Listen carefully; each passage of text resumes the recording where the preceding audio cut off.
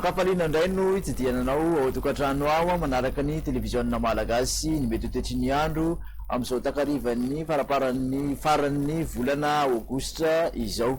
Raha mikasika ny andrafitra ny mety ho toetry ny androntsika dia ny alizay malefaka ao anatin'ny 3 andro misesy ho andrapisy manokana isy fandalovana rindrin-drahona ato amin'ny atsimon'ny Nosato izay teraka zavotany andianjavona amin'iny faritra Botany izany hoe somary hidina ny maripana ho an'ny ambany indrindra raha ho an'ny voamaraina izany.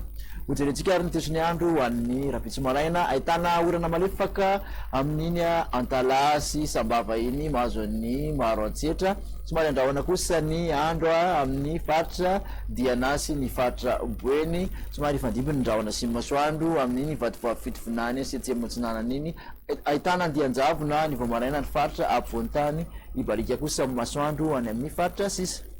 Ny tolakandro dia mbola mitoetra trano izay orana malefaka izay amin'ny maro antsetra andapa Befandriana Avaratra iny. Andrahoana kosa ny andro raha ho an'ny faritra Atsinanana, Diana ary amin'iny Alaotra ka hatrany amin'iny Tendrony Avaratra iny Nosy iny. Fandimby ndrahoana sy masoandro ho an'ny tapany atsimon'ny Nosy, ibalika kosa masoandro ho an'ny faritra Boeny sy Melaky. Kasika ny maripana voavinavina ho an'ny ambany indrindra ary dia manodidina ny 720 raha ho an'ny faritra Ampovoantany, 20 ka hatramin'ny 220 aty amin'ny morotsiraka Atsinanana Nosy Ratoka, 20 ka hatramin'ny 30 kosa ny morotsiraka Andrefany Nosy. 430 degré Celsius ny maripana voavinavina ho an'ny ambany indrindra dia tazana izany ho an'ny Antsohisy Mahajanga manodidina ny 5 ka hatramin'ny 20 aty amin'ny faritra Ampovoantany, 17 ka hatramin'ny 20 kosa iny morotsiraka Atsinanana iny Ratoka, 30 ka hatramin'ny 30 amin'ny morotsiraka Andrefany Madagasikara.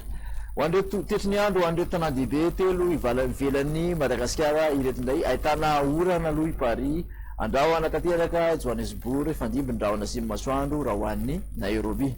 Kasika ny toetry ny andro ho an'ny nosy manodidina ny Madagasikara dia Maurice Seychelles no ahitana izay orana tandrivin-drahona izay, ifandimby ndrahoana sy masoandro raha ho an'ny Comore, ibalika tanteraka kosa ny masoandro raha ho an'ny La Réunion sy Mayotte. Dia izay indray no masaka azona toetranao tamin'ity anio ity dia manasanao anaraka ny fandaharana hatrany veloma tompoko.